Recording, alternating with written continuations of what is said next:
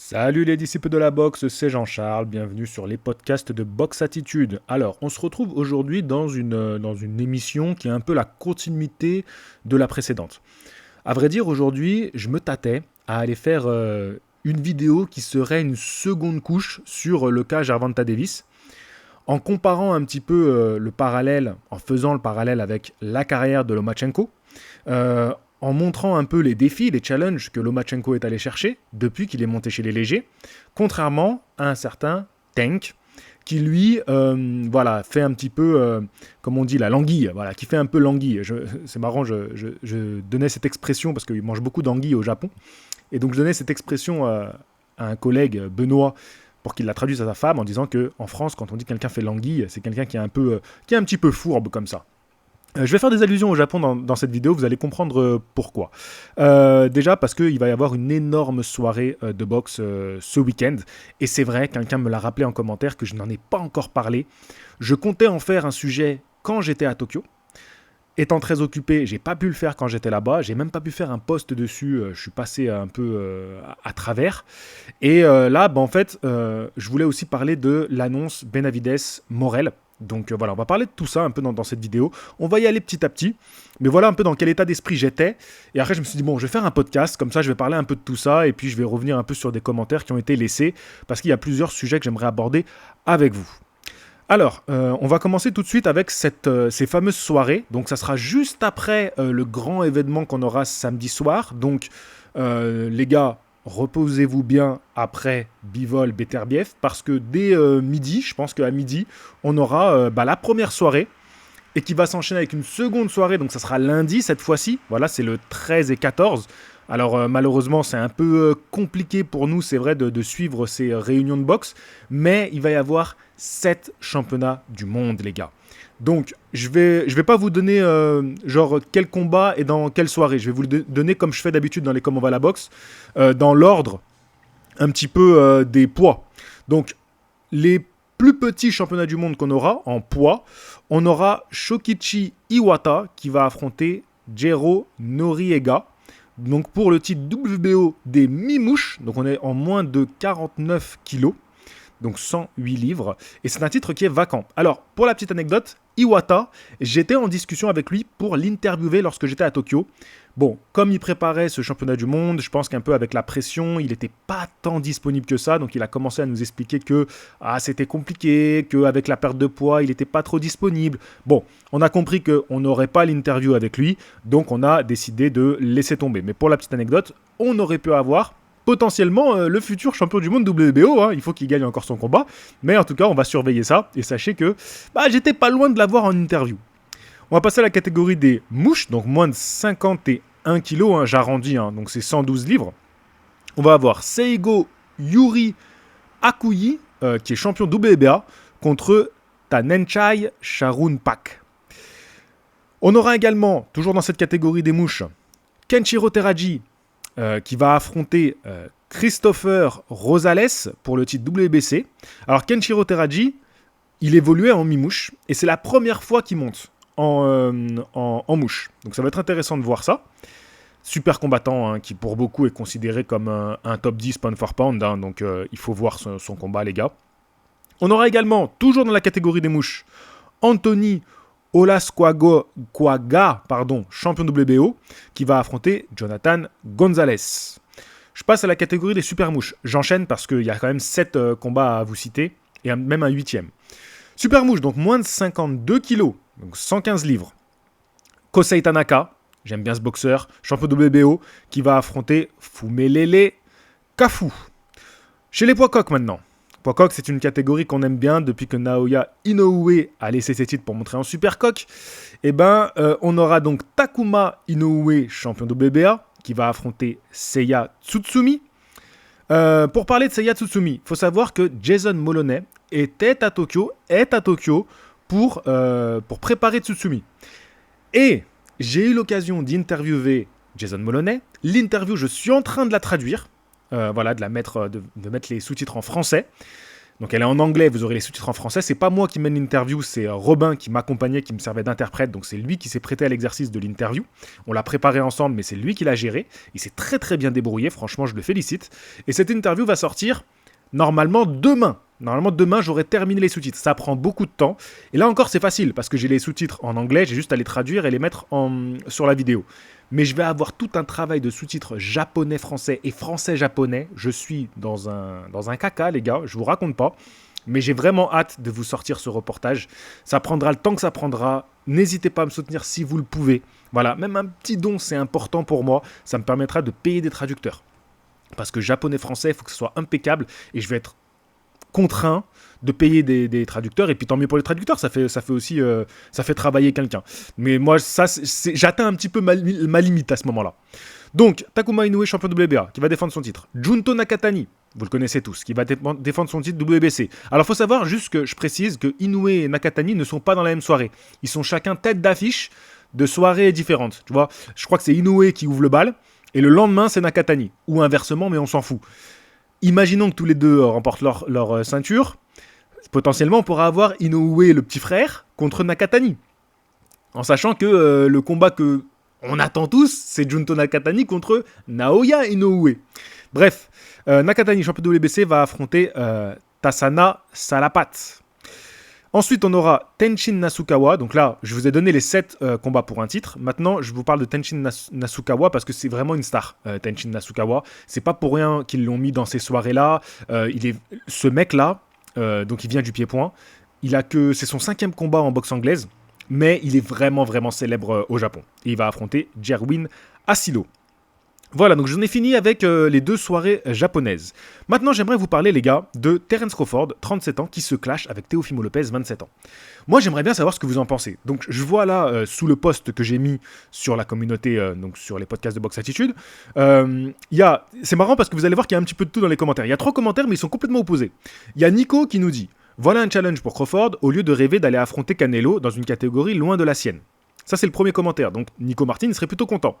Ensuite, on a Fisherman qui nous dit « Teofimo va se faire arracher la tête, obligé, avec un emoji mort de rire. » Et ensuite, on a André Maube qui nous dit « Dans aucun monde, Lopez bat Madrimov, à mon humble avis. » Alors oui, là, il faut que je vous resitue un peu le contexte.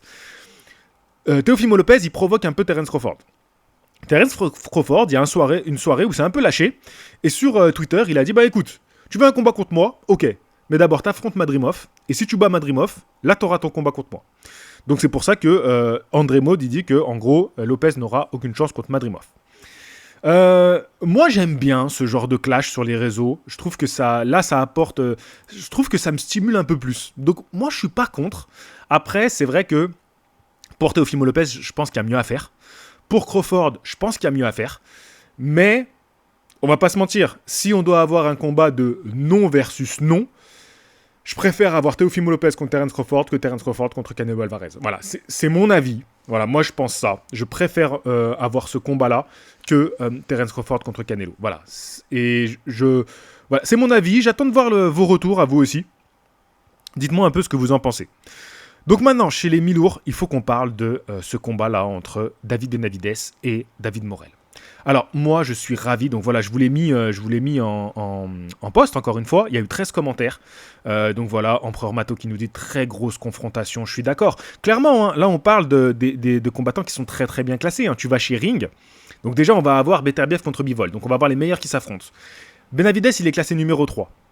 Aujourd'hui, chez Ring, hein, David Morrell, il est classé numéro 9. Mais si tu vas sur BoxRec, il est 4. Donc là, tu as 3-4. Donc là, potentiellement, en fin d'année, on aura chez les mi-lourds numéro 1 contre numéro 2 qui s'affrontent, numéro 3 contre numéro 4 qui s'affrontent. C'est excellent. Franchement, c'est magnifique. Alors, c'est vrai que Benavidez et Morrell, c'est un peu faussé leur classement aujourd'hui chez les mi-lourds, parce qu'en fait, ils ont fait qu'un combat chez les mi-lourds, ils viennent des super moyens. Mais c'est 2 super boxeurs. 27 ans, 26 ans. Tous les deux invaincus. T'as David Benavidez qui a le gros palmarès en pro, David Morrell qui est un boxeur cubain et qui a un gros palmarès amateur, qui est à l'école amateur. C'est 2 styles complètement opposés. C'est 2 écoles de la boxe, les Mexicains contre les Cubains. Non, franchement, c'est la régalade. Ce combat-là, c'est la régalade. Et voilà, comme le dit Maxime, merci Benavidez de nous offrir ce genre de combat. Franchement, Benavidez, il voulait le combat contre Canelo. Il voit qu'il ne l'obtient pas. Le gars, il monte en mi-lourd et il met son poste. Il dit voilà, il y avait plusieurs noms. J'ai contacté David Morel pour qu'on organise le combat, il a dit ok. Franchement les gars, respect. 27 ans, 26 ans, ils prennent le risque de faire ce combat-là, en sachant que l'un pour l'autre, c'est exactement problématique. Hein. Prenons juste le cas de Benavidez, parce que pour moi, celui qui a plus à perdre, c'est Benavidez. Il va chercher le boxeur qui peut lui poser le plus de problèmes stylistiquement. Le plus chiant pour Benavidez, c'est un David Morel. Tu vois, un boxeur comme je pense à David Lemieux, c'est excellent pour Benavidez. C'est Lemieux, voilà, c'est stylistiquement ce qui lui correspond le mieux. D'ailleurs, juste, je pense à un truc, je le place là, je suis assez content d'en parler. Quand j'étais avec Robin, le ring où les gars s'entraînent, et donc sur lequel je suis monté pour faire quelques rounds avec Robin notamment et avec des boxeurs japonais aussi, c'est le tapis de ring de Benavidez Lemieux qu'ils ont récupéré. Et donc je dis à Robin en rigolant, et donc là, en gros là-dessus, il y a du sang de David Lemieux là, là où on s'entraîne. Allez, blague à part, blague un peu morbide à l'approche d'Halloween. En tout cas, franchement, je trouve ça excellent, et c'est pour ça que je voulais faire aussi une vidéo en disant, regardez eux les combats qu'ils font. Et quand on voit Gervonta, les combats qu'il nous propose, alors qu'il a 30 ans, que ça y est, c'est maintenant qu'il doit faire les grands combats, eux, ils font vraiment des combats risqués. Et ils régalent. Moi, je suis ravi. Là, chez les mi-lourds, il y a une effervescence. Et est-ce que cette année, bon, bah, voilà, il faut que le combat il se fasse, hein, Benavidez-Morel. Bon, là, aujourd'hui, je vois aucune raison de ne pas le faire. Est-ce que cette année, c'est pas là où on aurait eu les meilleurs combats, finalement, chez les mi-lourds? Parce que, bah ouais, moi, je peux le dire, hein, pour moi, c'est là où on aurait eu les meilleurs combats. Donc voilà, je tenais à parler de ça également. Et je tenais à parler d'autre chose.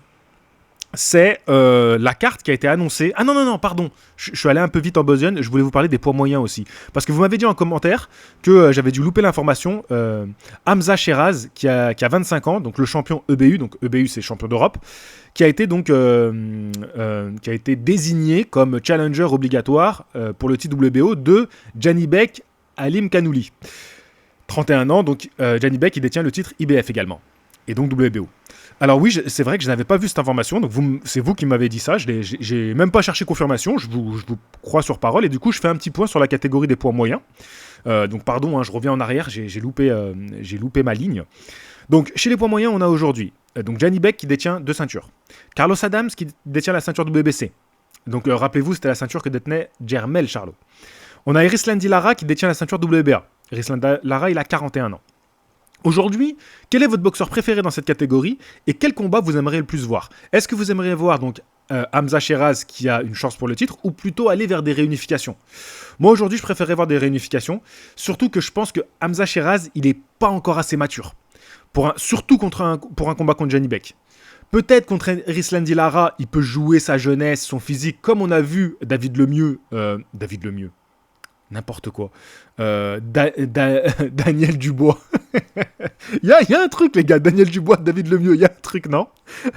Daniel Dubois, qui a joué de cette carte-là contre Joshua, très clairement.